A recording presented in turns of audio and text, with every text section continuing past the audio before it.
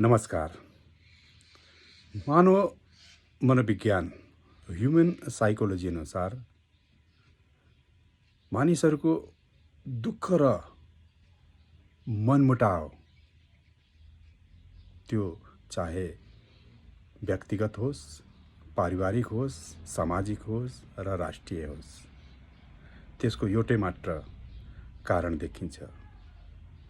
त्यो हो हामीहरूले हाम्रो अधिकार राइटमा बढी फोकस गर्ने बानी। हाम्रो अधिकार के हो हामीलाई थाहा हुन्छ, हामी त्यसलाई जुन तरिकाले पनि लिन खोज्छौँ, चाहे त्यो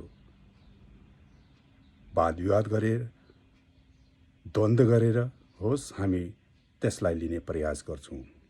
तर त्यसको साथसाथै त्यस व्यक्तिको कर्तव्य के हो त्यो कुरामा कसैले सोच्दैन, त्यसमा कसैले ध्यान दिँदैन।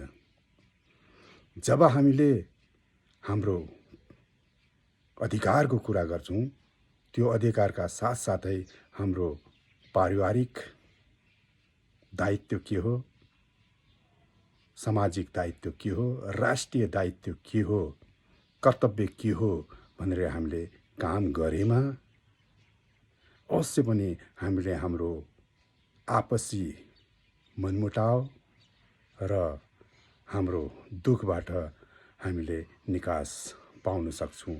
यसमा अधिकार मात्रै खोज्ने होइन कि मेरो अधिकार पनि के हो त्यो थाहा हुँदै पनि मेरो कर्तव्य के हो त्यसमा ध्यान दिएमा अवश्य पनि हामीले हाम्रो दुःख, कष्ट, मनमुटावलाई जित्न सक्छौँ।